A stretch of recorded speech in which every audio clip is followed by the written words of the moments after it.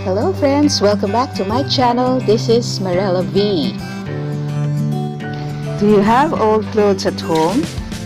I know most of us do, and it's all piling up. It is taking the space of our cabinets or wardrobe, and we don't know what to do with them. Some of the old clothes here are ripped or stained. So instead of throwing it away, let's make it into a project.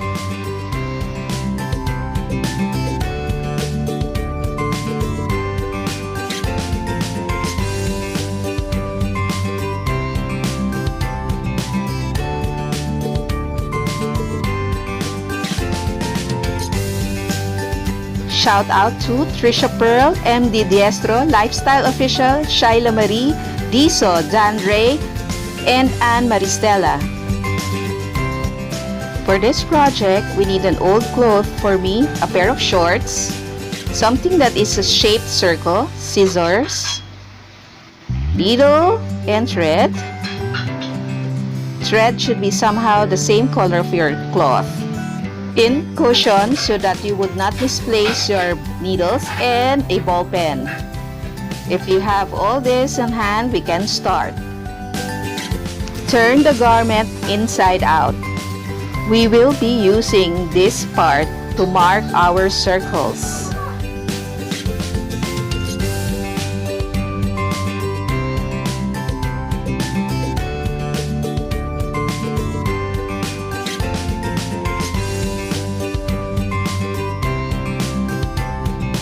After marking, you can now cut out the circles.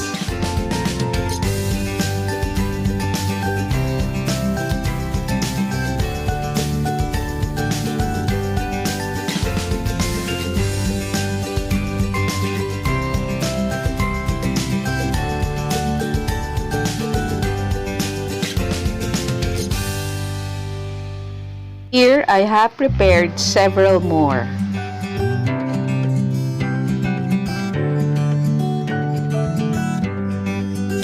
We are ready to sew up the circles.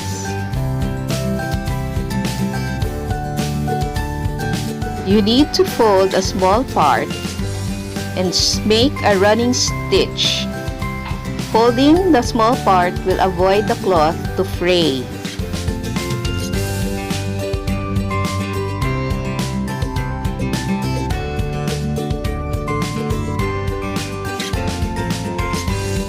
Try to make big running stitch all over the circle.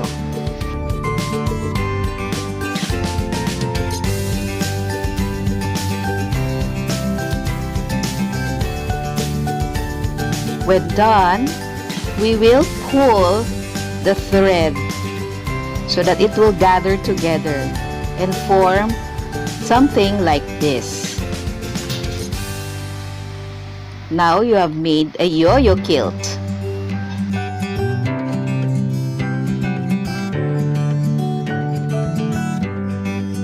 Don't forget to make a knot to secure the stitches.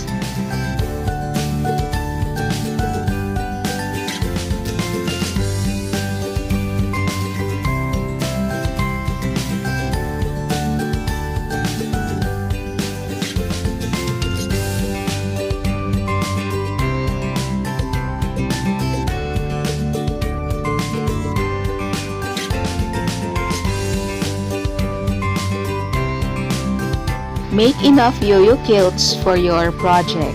Here I made several more. Then we will assemble.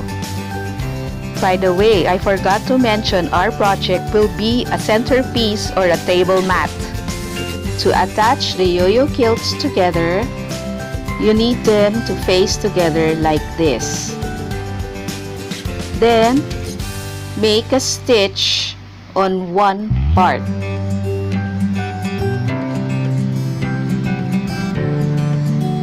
Stitch this 4 times.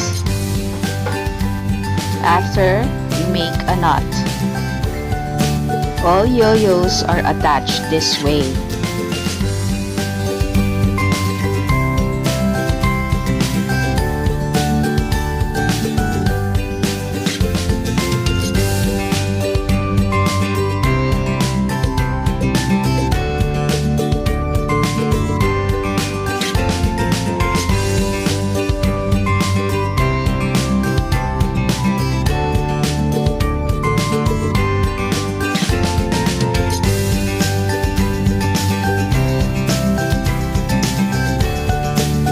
Continue stitching and attaching the yo-yos until you reach the desired size of your project.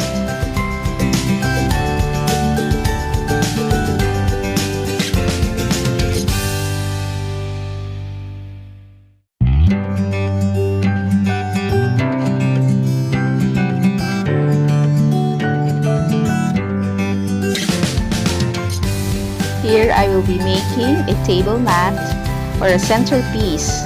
So we will be making or attaching enough yo-yos to get the desired shape and size. If you're new to my channel, don't forget to subscribe and push the bell for notifications so that you could be notified of my new uploads. Also, if you like this video, press like and you can comment and share this video. So here is my end product, my table mat. Would you imagine that this came from old clothes? Instead of throwing them away, you can use your imagination and your creativity to add charm to your home. Here it served as a centerpiece on my coffee table. I just added some decor to make it more attractive and charming.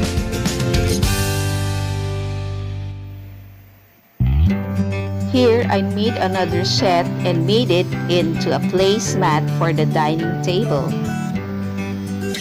Hope you learned something new from this video. If you did, don't forget to press the like button.